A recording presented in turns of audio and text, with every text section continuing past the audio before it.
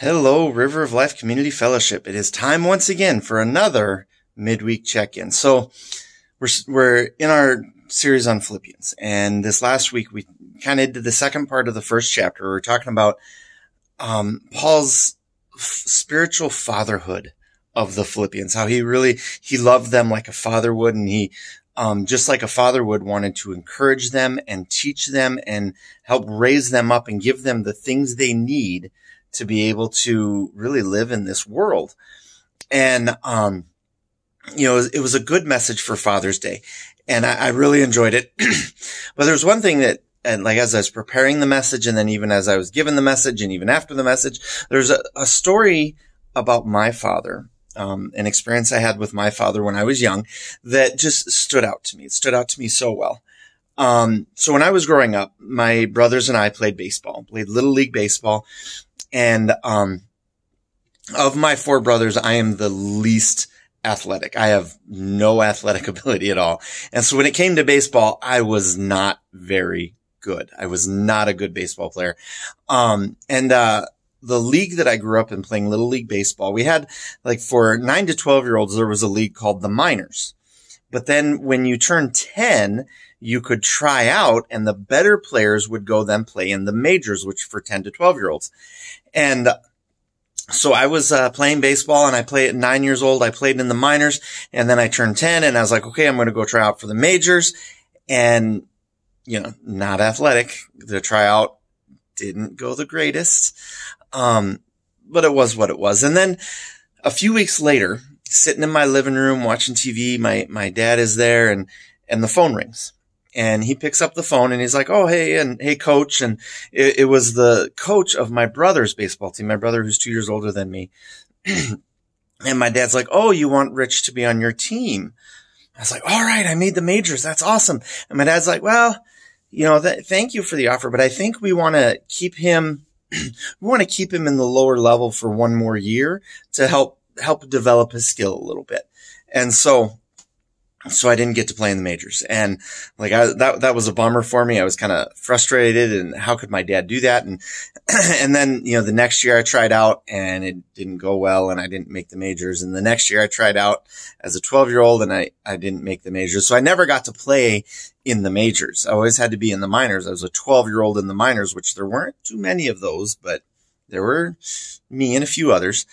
And so I didn't get to play in the majors. And, I was kind of frustrated with my dad for that. And it wasn't a big deal. It wasn't like I was nursing a grudge or anything, and it caused me lifelong issues or anything like that. But it did there was a few times when I was like, oh, my dad, he didn't let me do that. And that frustrated me. And, every once in a while, just that memory would pop up, and it was like, oh, how could my dad do that? Right. So then I get into college, and for some reason, something happened, and that memory popped into my head again.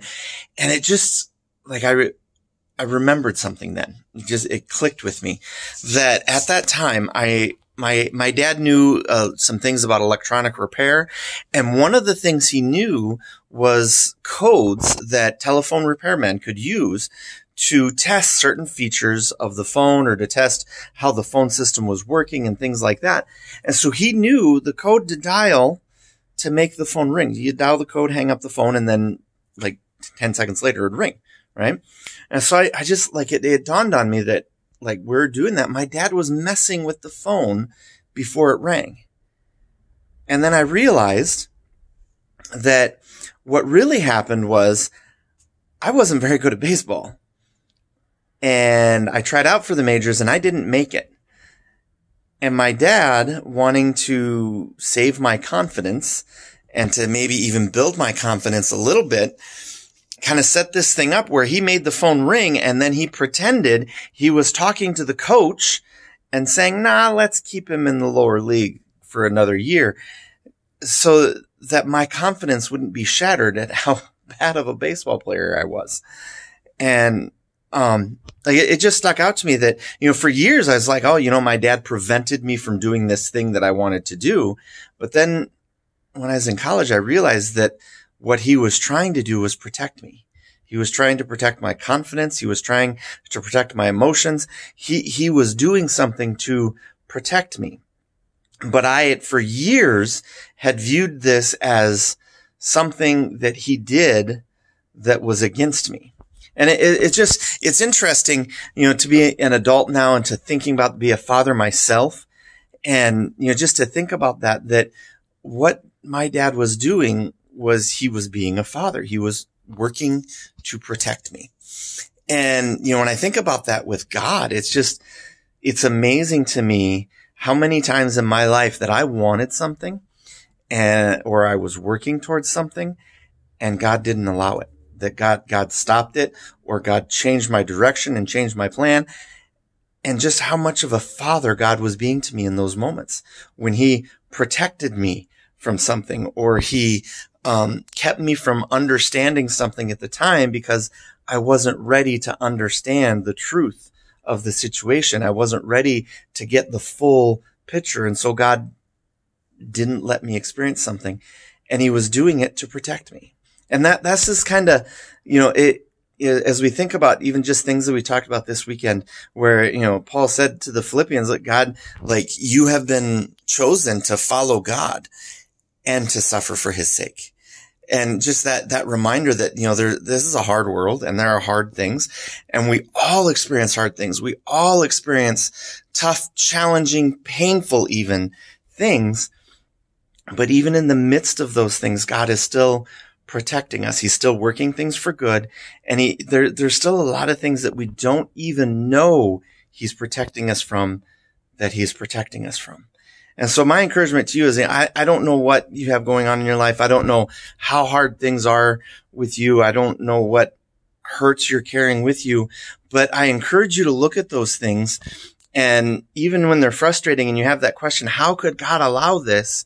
To remember that God is being a father, and he might very well be protecting you from something that is worse, or preparing you for something that is better, because that's what a father does.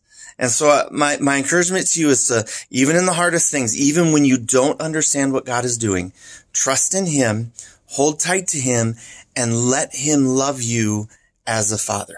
That's my encouragement to you. I hope and pray you're connecting with God this week, and that you're just able to experience more of his love.